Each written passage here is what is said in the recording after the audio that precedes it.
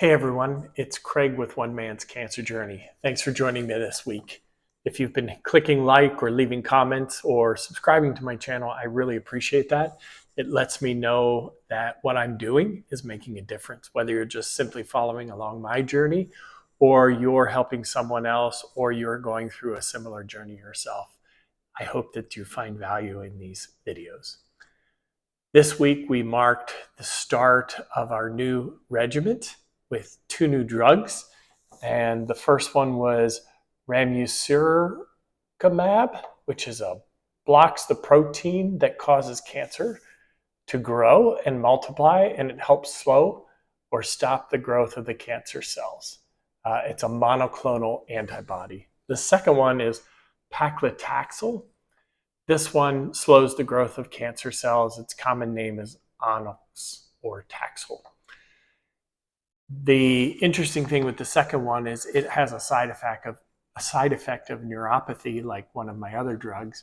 But on this one, I'm actually able to do what's called cold therapy. And so while the drug is being administered, I wear cold packs on my hands and my feet. And the coldness restricts the blood vessels so that the drug does not spend as much time in those extremities, and it should help with my neuropathy. So I'm excited about the new treatments. I had them 2 days ago, or yesterday, I should say.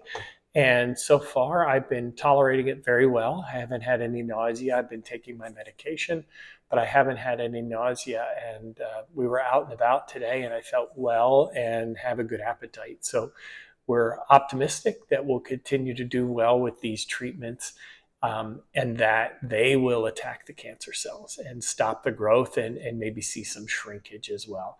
So excited to get started on this next journey.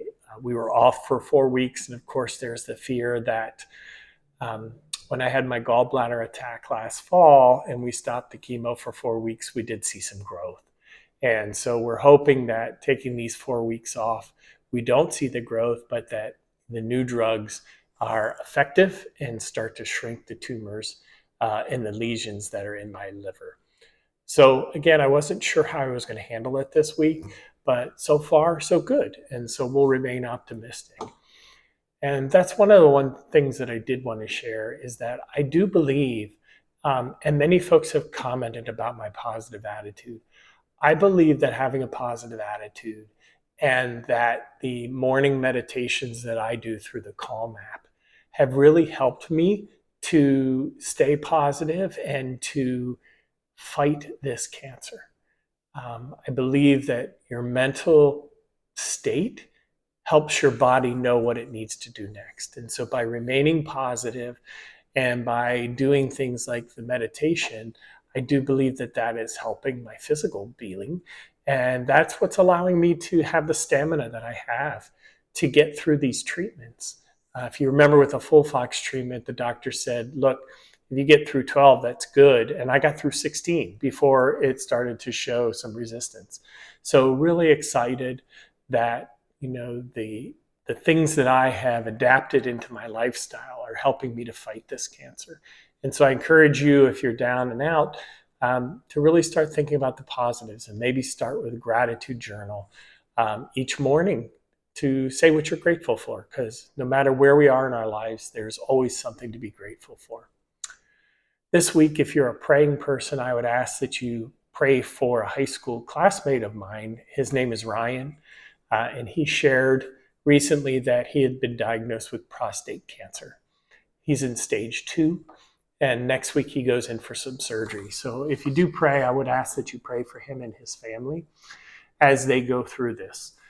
I'm hopeful and optimistic for him because both my father and my grandfather had prostate cancer, and both of them went into remissions, and my grandfather lived into his 80s, and my father is still alive in his 80s.